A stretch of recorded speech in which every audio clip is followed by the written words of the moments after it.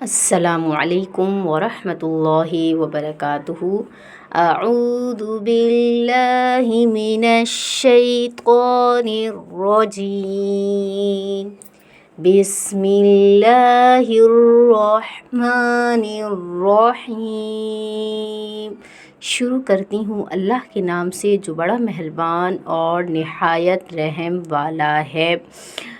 کروڑوں درود و سلام حضور صلی اللہ علیہ وسلم پر اور ان کی اہل و عیال پر۔ آج کی ویڈیو میں ایک سورۃ الماعون ہم تجوید کے ساتھ پڑھیں گے اور انشاءاللہ اس سورت کو سننے کے بعد آپ کو پوری تجوید آ جائے گی انشاءاللہ۔ یا جو بھی آپ غلطیاں کر رہے ہیں تجوید میں یا قرآن پاک کی آپ کو تجوید سمجھ نہیں آ رہی، تو آج میں آپ کو آسان طریقے سے تجوید سے قرآن پاک پڑھنا بتاؤں گی انشاءاللہ۔ جب آپ یہ ویڈیو پوری دیکھ لیں گے تو آپ کو تمام رولز تجوید کے پتہ چل جائیں گے اور اپنی غلطیاں بھی پتہ چل جائیں گی جو آپ اکثر کر رہے ہیں، پتہ نہیں کتنے سالوں سے آپ کر رہے ہیں، جو آپ ڈیلی قرآن پاک پڑھتے ہوئے غلطیاں کر رہے ہیں، تو وہ سب غلطیاں آپ کی دور ہو جائیں گی اور انشاءاللہ اللہ نے چاہا تو آپ آج پوری تجوید سیکھ لیں گے۔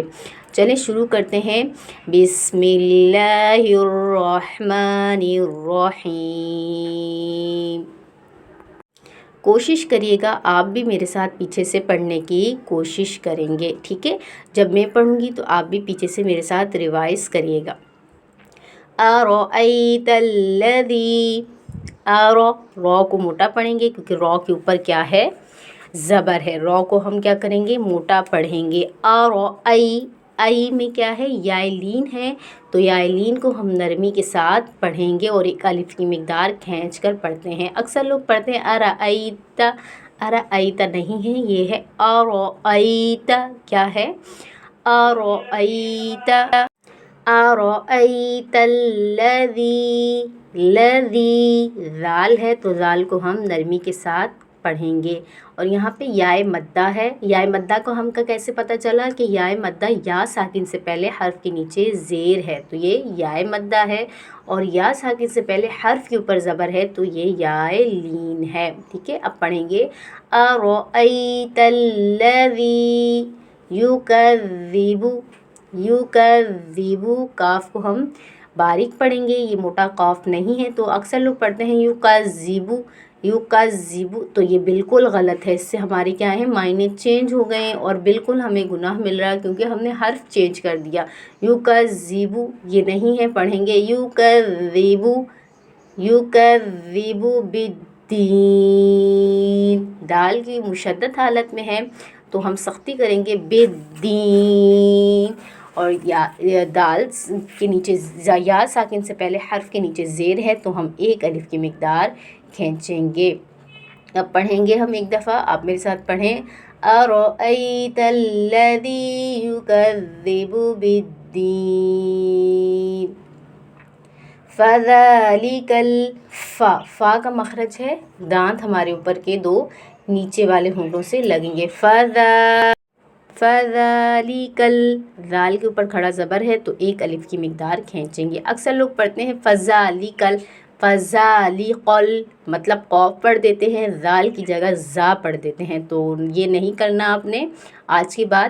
فذلک الذی، ذی یا مدہ ہے، یہ میں نے آپ کو پیچھے بتایا ہے، تو ایک الف کی مقدار کھینچ کے پڑھیں گے۔ یدعو الیتیم، اکثر لوگ نہیں، زیادہ تر لوگ یہ غلطی کرتے ہیں کہ عین اور حمزہ کا ایک ہی مخرج کر دیتے ہیں، یعنی عین کو حمزہ پڑھتے ہیں اور حمزہ کو تو حمزہ ہی پڑھتے ہیں، جیسے یدعو الیتیم، تو یہ بالکل غلط ہے۔ ہم نے پڑھنا ہے یدعو الیتیم، کیا پڑھیں گے؟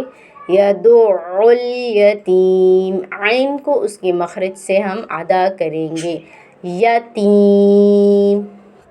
اکثر لوگ پڑھ لیتے ہیں یدعو التیم، یعنی بیچ میں ایک حرف کو ہی خدا نخواستہ کھا جاتے ہیں، جیسے یتیم کی جگہ تیم پڑھ لیں گے، جیسے یدعو التیم، تو یہ بالکل غلط ہے۔ ہم نے پڑھنا ہے یدعو الیتیم۔ اب نیکسٹ آیت پڑھتے ہیں وَلَا يَحُضُّ، کیا پڑھیں گے؟ ولا يحض ولا لام کے ساتھ الف مدہ ہے تو ایک الف کی مقدار کھینچیں گے. یحض کیا پڑھیں گے؟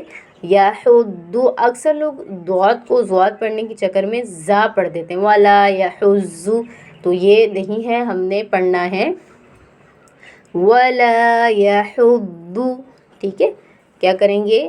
ولا یحض علی، لام کے اوپر کھڑا زبر ہے، پھر عین آیا ہے. میں نے آپ کو بتایا ہے کہ ہم نے عین کو مخرج حمزہ سے چینج نہیں کرنا، الا نہیں کرنا، ہم نے پڑھنا ہے ولا یحض علی طعام المسکین. اور تا اور تو ہم حواس حروف ہیں تو اکثر لوگ تا اور تو کو ایک جیسا پڑھتے ہیں، جیسے علی طعام المسکین. تا جیسے ہم نے تا پڑھ دیا یہاں پہ تو ہم نے بالکل غلط کیا. ہم نے پڑھنا ہے ولا یحض علی طعام المسکین. مسکین. اب مس میں کیا غلطی ہوتی ہے کہ سین کو صاد سے چینج کر دیتے ہیں، مسکین ایسے کر لیتے ہیں، یا کبھی صاد کی جگہ سین پڑھ لیتے ہیں، تو یہ بالکل غلط ہے. ہم نے پڑھنا ہے مسکین. آیت نمبر 4 پڑھتے ہیں.